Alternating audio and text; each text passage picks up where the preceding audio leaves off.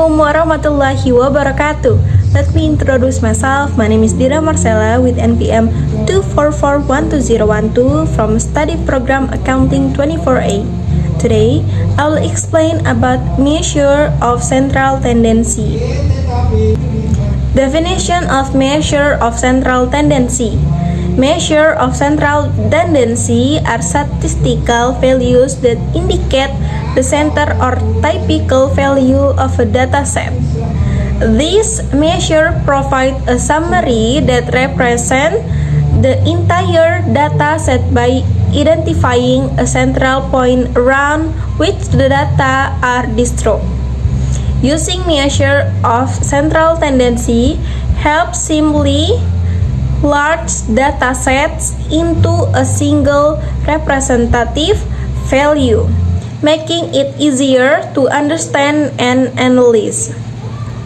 Measures of central tendency are widely used in various fields such as economics, business, education, and social science to assist in decision making based on data.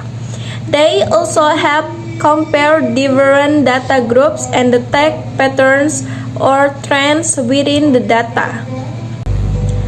Types of measure of central tendency. There are three common types of measure of central tendency: mean, median, and mode. Each has different calculation methods and characteristics. The first one is mean or average.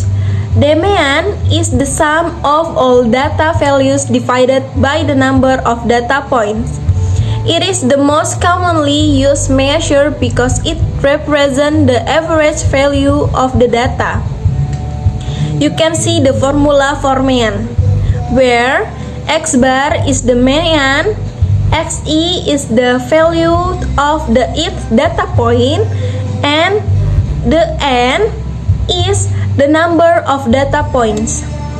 Advantage of mean. The first one is use all data points, so it represents the entire data set. And the last one is easy to calculate and understand. There are also disadvantages of mean. The first one is sensitive to extreme value or outliers, which can skew the mean. And the last one is not suitable for categorical data or highly skewed distribution. The second one is median or middle value. The median is the middle value of an ordered data set, or from smallest to largest. If the number of data points is odd, the median is the middle value. If even, the median is the average of the two middle values. You can see how to find the median. First, you can arrange data in ascending order. And if n is odd, median is the n plus 1 divided 2 value. And if n is even, median is the average of the n divided 2. And n divided 2 plus 1 values. Advantage of median. Not affected by outliers or extreme values, and suitable for skewed distribution or ordinal data. Disadvantage of median.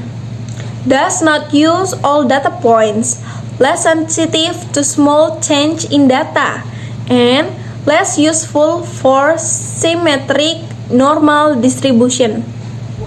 And the last one of the types measure of central tendency is mode of most frequent value. The mode is the value that appears most frequently in a data set. It is particularly useful for categorical or discrete data where we want to identify the most common category or value. Characteristic of mode is data may have one mode or unimodal. more than one mode, or bimodal or multimodal, or no mode at all. Can be used for nominal, ordinal, interval, or ratio data. There are advantages of mode. First, simple to identify and understand, and useful for categorical data. There are also disadvantages of mode. First, may not be unique and ignores all values except the most frequent one. Measures of central tendency for group data. For data group into class intervals, special methods are used to estimate mean, median, and mode. Mean for group data is calculated using class midpoints multiplied by their frequency. And for median group data, estimate using interpolation based on the median class, cumulative frequencies, and class width. And group data for mode is determined from the class with the highest frequency or model class and estimate using interpolation. Use of measure of central tendency. The first one is data simplification. Condenses large and complex data sets into a single representative value. Comparison facilitates quick and effective comparison between different data groups. Analysis and decision making serves as a foundation for further statistical analysis and business or social decision making. And the last one is pattern identification. Helps reveal pattern or trends that may not be obvious in raw data. Example calculation.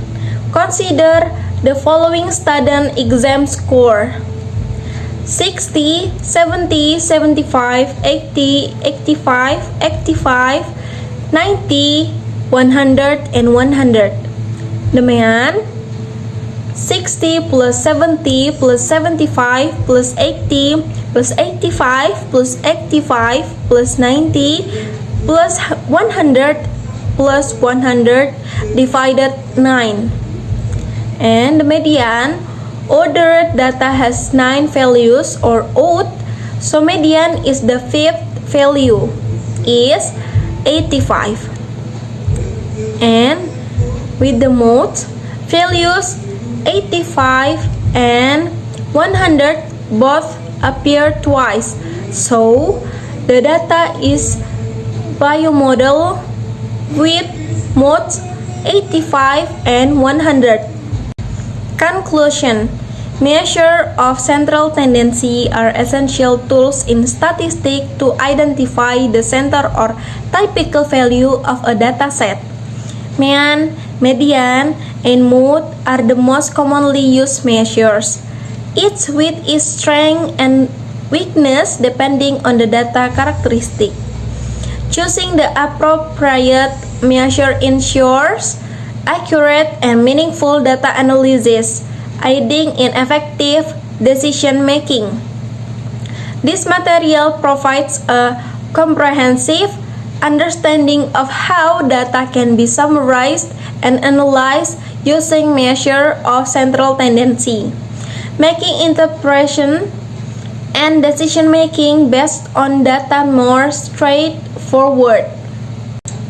That's all the explanation from me.